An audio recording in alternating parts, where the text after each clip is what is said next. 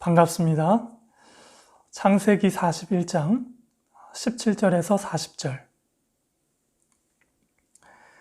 바로가 요셉에게 이르되 내가 꿈에 나일 강가에 서서 보니 살찌고 아름다운 7 암소가 나일 강가에 올라와 갈밭에서 뜯어먹고 그 뒤에 또 약하고 심히 흉하고 파리한 7 암소가 올라오니 그같이 흉한 것들은 애굽 땅에서 내가 아직 보지 못한 것이라.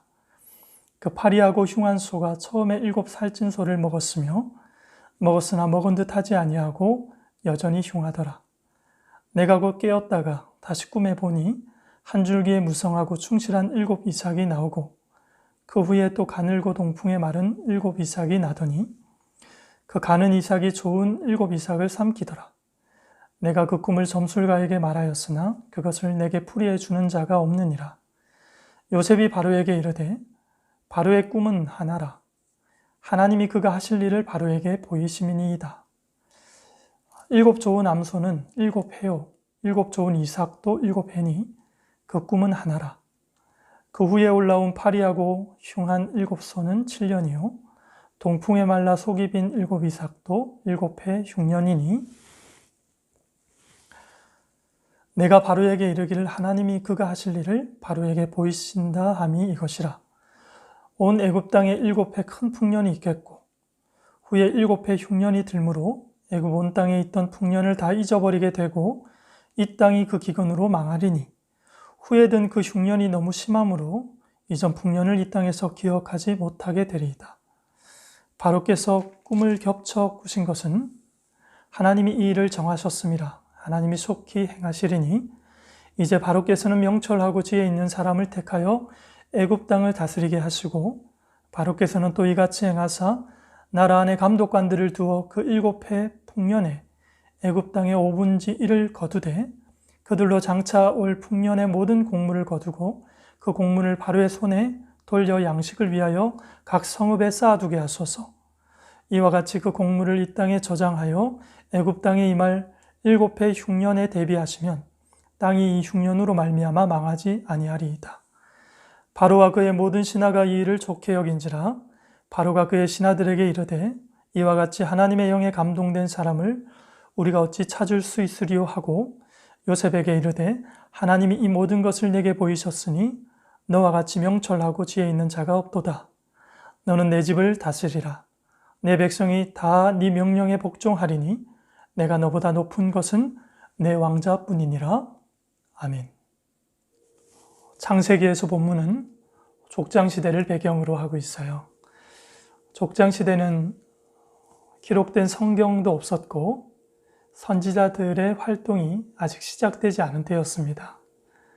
그러한 때에 하나님은 사람들의 꿈이나 환상을 통해 자기 뜻을 전달했습니다. 꿈은 사람이 잠들었을 때 꾸는 것이 꿈이요. 환상은 깨어있을 때 눈으로 보는 것이 환상이죠. 그러니까 하나님은 사람이 누워있든지 깨어있든지 상관없이 자신이 원하는 때에 원하는 사람에게 자신의 뜻을 전달하시는 분이셨어요. 오늘 우리가 본문으로 잡진 않았지만 이 41장 전체의 내용 안에 요셉의 등장이 매우 특별해요. 요셉이 특별한 이유는요. 하나님의 존재와 그분이 하실 그 큰 일이 이 요셉과 함께 드러나고 있기 때문에 그래요.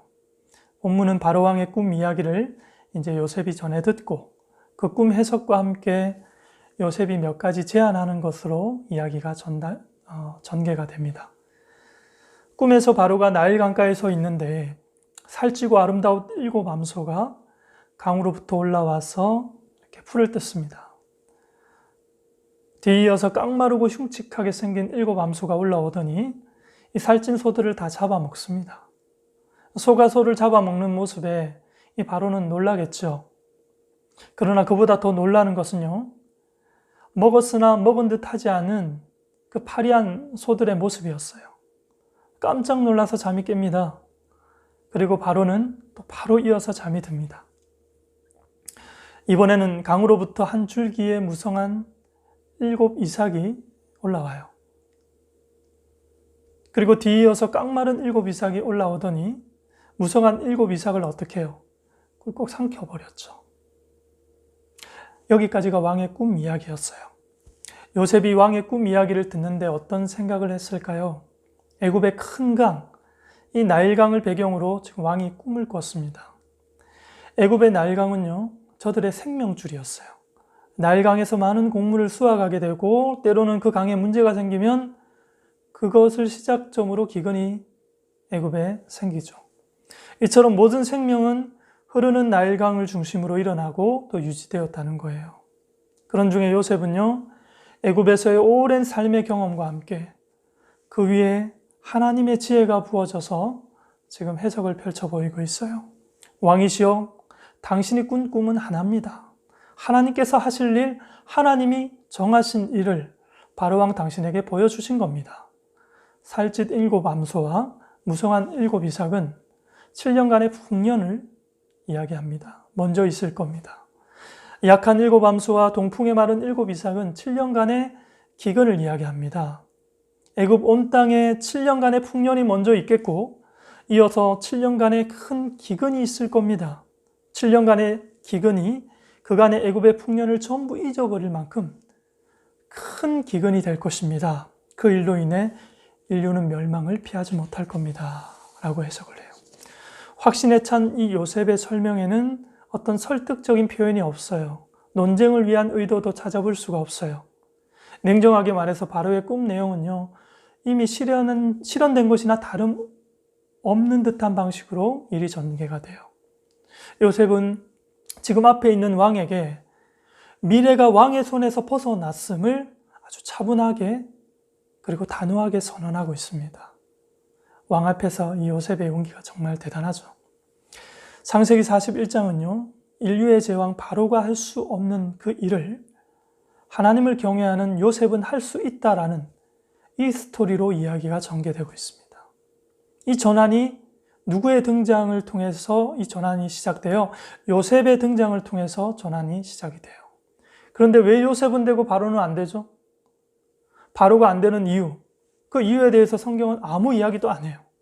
우리는 사람의 외모, 즉 직위를 보지만 하나님은요, 그 사람의 중심, 즉 태도를 보죠. 아마도 이 바로는요, 자신이 현재 상황에 너무 깊이 빠져 있었던 것 같아요. 이럴 수밖에 없는 자기의 처지를 깊이 묵상하면서 자기 정당화에 너무 깊숙이 빠져 있었던 것 같아요. 그러니 말해도 듣지 않을 만큼 심각하게 하나님과의 간격이 멀리 있었던 거죠. 반면에 요셉은 어떻습니까? 하나님 중심주의로 일관되어 있는 모습을 봐요. 왕의 꿈 내용에는요, 흥미로운 부분도 분명히 있었어요. 그러나 그 현상에 요셉이 끌리지 않아요. 요셉은 다른 모사들처럼 또한 눈앞에 왕에게 그 해석을 맞추지도 않고 하나님께 맞춰서 해석을 해요. 그가 어떤 말을 반복하고 있습니까? 보십시오. 16절에 보니까 하나님이 바로에게 평안한 대답을 하시리이다. 25절에 하나님이 그 하실 일을 바로에게 보이심이니이다. 28절 하나님이 그 하실 일로 바로에게 보이신다 함이 이것이라. 32절 하나님이 이 일을 정하셨음이라 속히 행하시리니. 아멘. 꿈에 대한 해석은 어렵지 않게 해석되고 또 들어야 될 자들에게 전달돼요. 다만 그 꿈의 의미가 하나님 중심적이라는 그 하나의 특징을 갖고 있습니다. 잊혀졌던 요셉이 다시 사람들에게 기억되면서 하나님의 존재 역시 그들에게 다시 부각이 되는 것이죠. 그래서 오늘 본문에서 하나님의 표지가 뭐예요? 창세기 41장에서 하나님은 새로운 미래를 만들어내실 수 있는 분으로 자신이 등장을 하세요. 41장에서 바로는 철저하게 상대적으로 하나님과 상대적으로 무기력한 모습이죠. 일반적으로 우리가 왕이라 그러면 인류의 미래에 대해서 신중하고 나름 새로운 대안의 주창자로서의 그런 왕의 역할을 우리는 기대하게 돼요. 그러나 하나님이야말로 이 대목에서 인류의 생명과 죽음을 가져다 주시는 분으로 묘사가 되죠. 나일강으로 하여금 양식을 내게 하시는 분이시요 강이 마르면 기근이 생기게도 하시는 그런 분으로 묘사됩니다. 등장해요. 그러니 하나님은 모든 인류의 관습과 통제에 맞서서 새로움을 만들어내신 그런 능력자로 우리 하나님은 일하시는 거죠. 이 나일강은요, 출애굽 사건에서 또 하나의 중요한 증거로 사용되고 있습니다. 하나님의 주권적인 개입을 나타내는 증거로서 이 나일강이 사용이 됩니다. 어떤 내용입니까? 모세의 지팡이로 생명의 나일강을 피로 물들인 그 재앙을 우리는 기억합니다. 그러니 냉혹한 현실의 중심, 이 애굽에서조차 바로 왕의 영역과 하나님의 영역이 따로 구분되어 있지 않아요. 오히려 애굽 한가운데 하나님의 주권이 발휘되고 있음을 이 나일강에서 일으키신 하나님의 역사를 통해서 우리는 확인할 수가 있는 거죠. 우리가 살아가는 세상은 어떻습니까? 이 자본주의라고 하는, 이 물질주의라고 하는 21세기 애굽 한가운데 우리는 살아가고 있지 않습니까?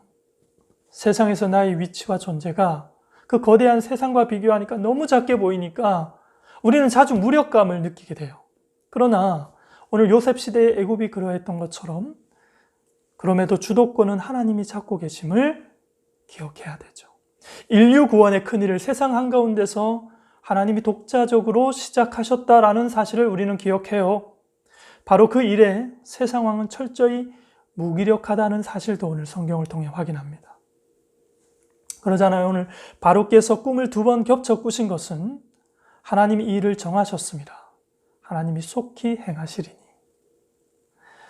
보세요. 하나님이 세상의 통치자 왕의 일에 지금 직접적으로 개입하고 있습니다.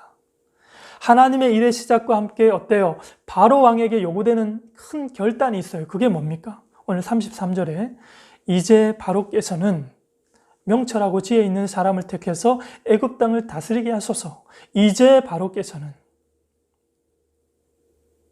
하나님의 개입이 마치 야 저리 비켜봐 내가 할게 이렇게 하면서 왕의 자리를 꿰차는 방식으로 일을 시작하지 않으셨어요.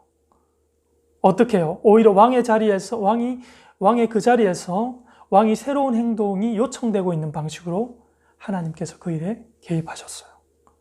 마찬가지로 우리 안에 성령을 우리가 모셔드렸을 때 성령이 내 삶의 책임과 권한을 다 빼앗아가는 방식으로 내 삶의 주인 노릇하고 계십니까? 아니죠.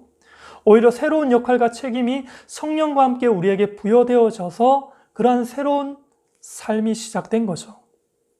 이처럼 하나님의 뜻은요, 인간의 계획을 없이 하지 않아요. 오히려 사람의 모든 노력과 경험을 하나님의 뜻을 이루는 기초로 삼고 하나님이 일하시죠. 그래서 하나님의 생각과 사람의 생각이 다르다는 성경의 말씀을 우리는 어떻게 해석해요? 인간의 고민과 계획이 필요 없다 그런 것이 아니라 인간의 계획이 하나님의 계획에 성실히 응답되는 그런 계획이어야 된다라는 이야기예요. 마치 하나님의 계획 속에 자기 삶을 던져넣는 요셉과 같이 말입니다. 요셉은 인간적으로는 억울한 일이 참 많았죠. 보기 드물게 험난한 인생을 살았던 사람이었어요. 그러나 하나님의 뜻 안에 조심스럽게 자기 삶을 담아 넣습니다. 33절에 이제 바로께서는 명철하고 지혜 있는 사람을 택하여 애굽 땅을 다스리게 하시고. 명철하고 지혜 있는 사람, 도대체 그런 사람 어떤 사람이죠? 누구죠? 이미 우리 시선은 거기에 가 있어요. 여기서 요셉이 제안하는 지도자가 요셉 자신을 지칭한다라는 그런 암시가 없어요. 은근히 자기를 선택할 것을 기대하면서 이 왕에게 이러한 지도자를 제안했다라는 이런 암시적인 표현이 성경에서 발견되지 않아요. 이 요셉이 제안한 명철하고 지혜 있는 사람, 그 사람은 어떤 사람이죠? 한마디로 말하면 여호와 경외하는 사람을 말해요. 잠언 1장 7절에 여호와를 경외하는 것이 지식의 근본이거늘 미련한 자는 지혜와 훈계를 멸시하느니라. 여기에 지식과 지혜라는 단어가 등장을 해요. 그렇다면 하나님을 두려워하는 삶은 도대체 어떤 삶을 하나님을 두려워하는 삶이라고 말할까요? 다윗의 시편 51편을 가지고 예를 들어 설명할 수 있어요.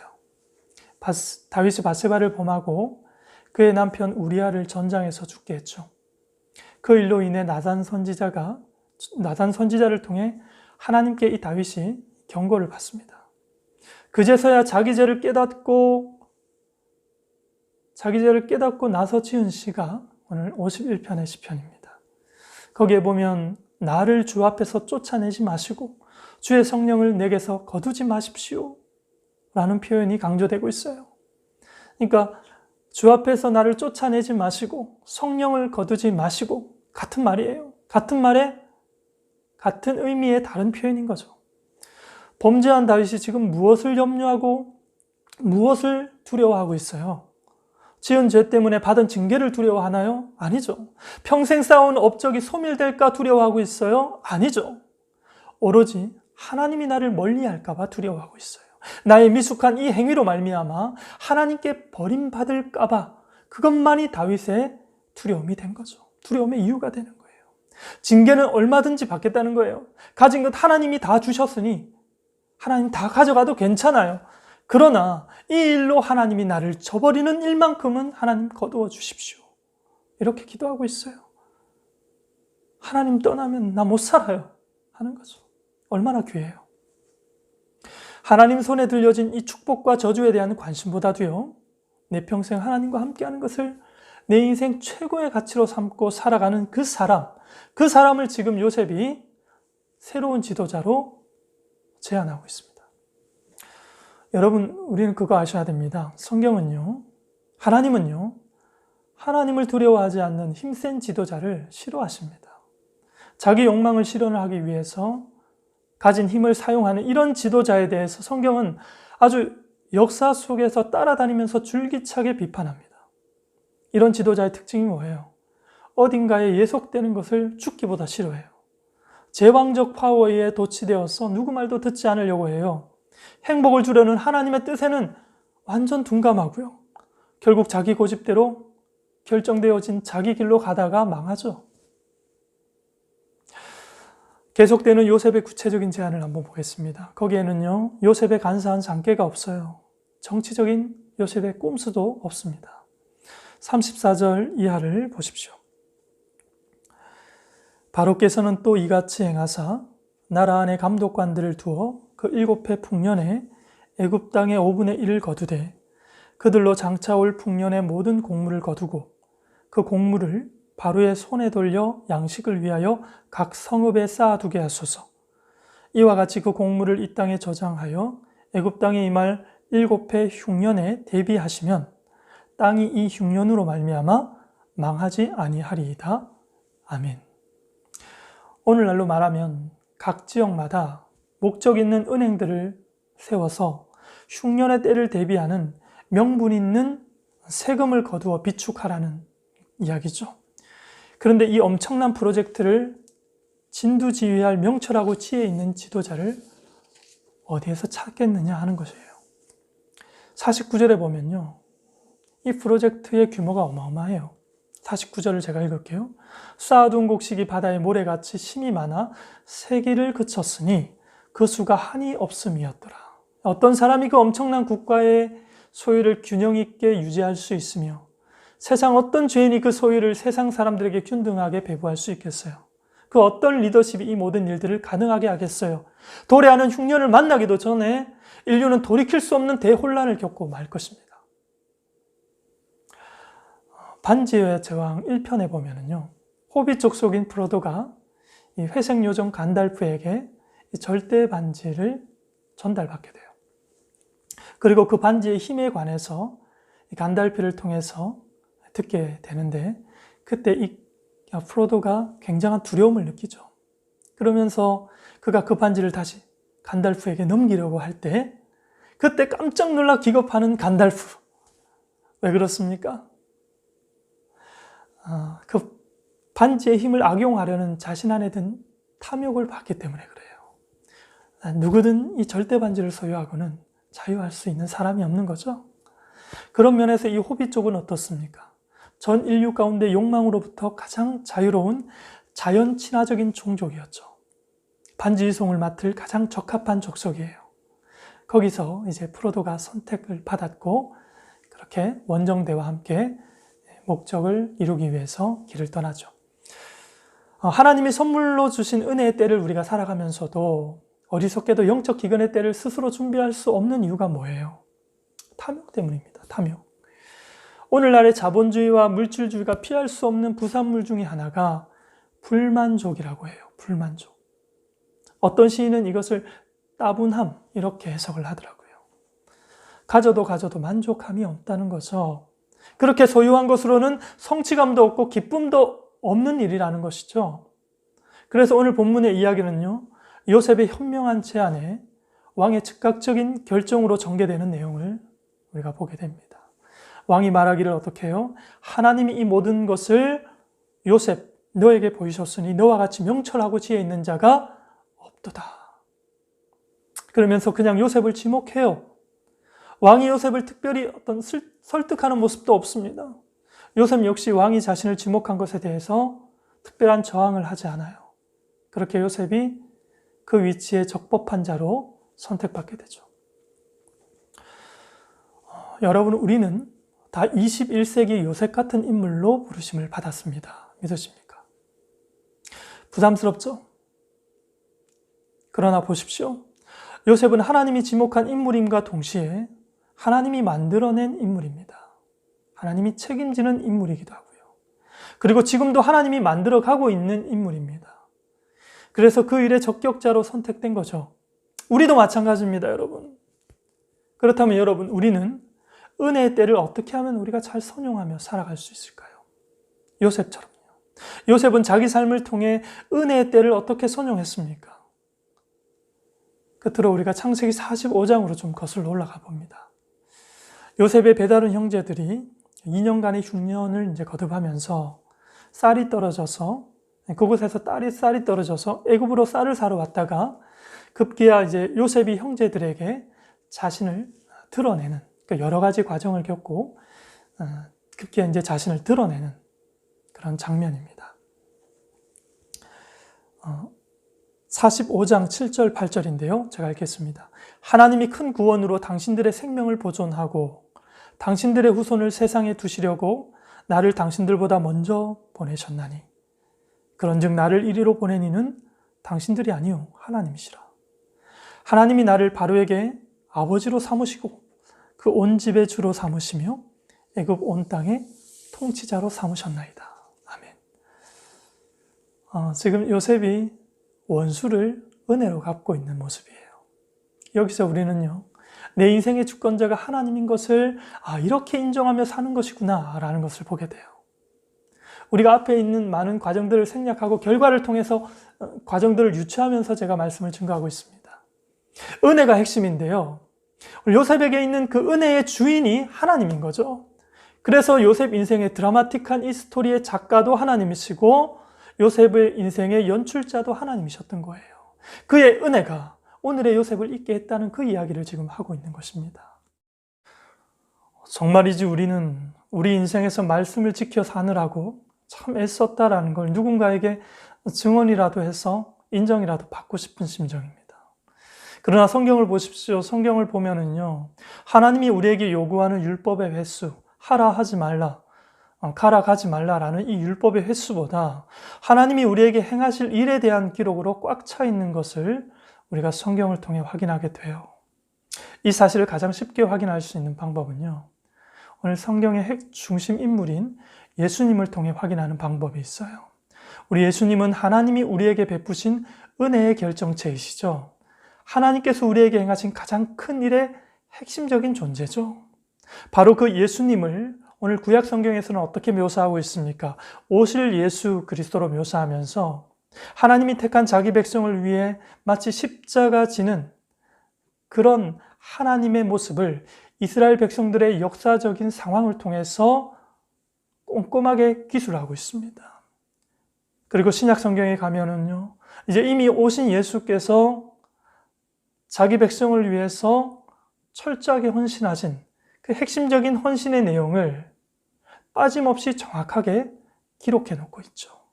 그리고 서신서와 계시록 성경에 가보면 이제 예수께서 다시 오셔서 하나님이 시작하신 그 큰 일을 반드시 완성시킬 것이라는 것에 대한 분명한 기록이 확인되어집니다. 이처럼 예수님을 통해서 하나님이 우리에게 행하신 일로 가득 차 있는 이야기, 그것이 바로 성경입니다. 그러므로 하나님이 우리에게 시작하신 그 큰 일을 오늘도 기억하고 족할 줄 아는 삶을 사는 연습을 우리가 해나갔으면 좋겠습니다. 이 사실을 일상에서 잊지 않고 기억하는 가장 효과적인 방법은 만족하며 사는 겁니다. 족할 줄 아는 거예요. 그 은혜가 내게 있으니 그것이면 충분합니다 라는 마음으로부터의 고백이 필요한 거죠. 이 한 주간 우리의 삶이 부여받은 그 은혜로 족한 삶을 연습하느라 너무도 바쁜 한 주간이 되었으면 좋겠습니다. 그런 성도된 여러분의 삶을 응원하고 축복합니다.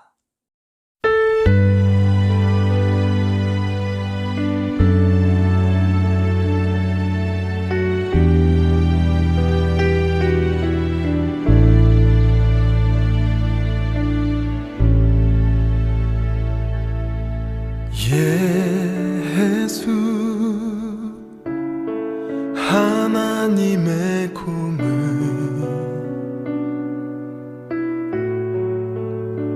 주독생자 그의 나라 임하시네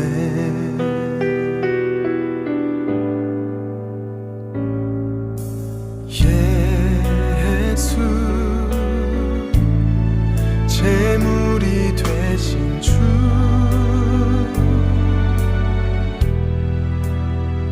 영광 중에 그의 나라 임하시네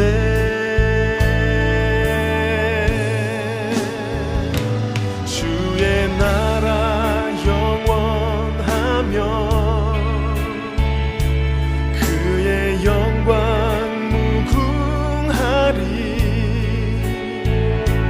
왕의 위엄과 능력이 이제 임하였으니 주의 주권과 주의 통치와 주의 나라 힘과 권세 임하네 예수 하나님의 고문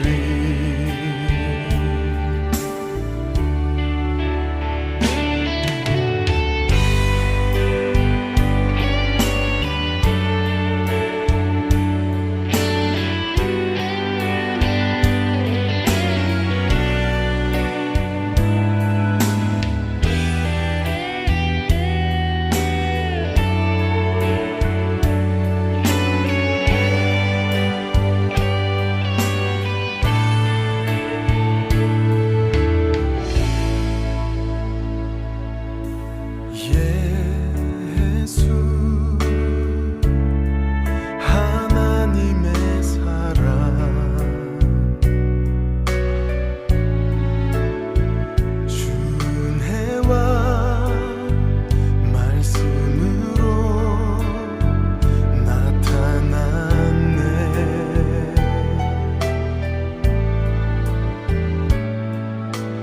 예수 거룩한 하나님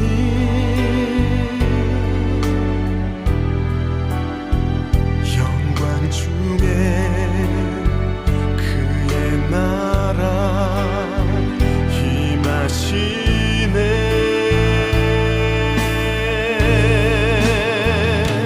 주의 나라 영원하며 그의 영광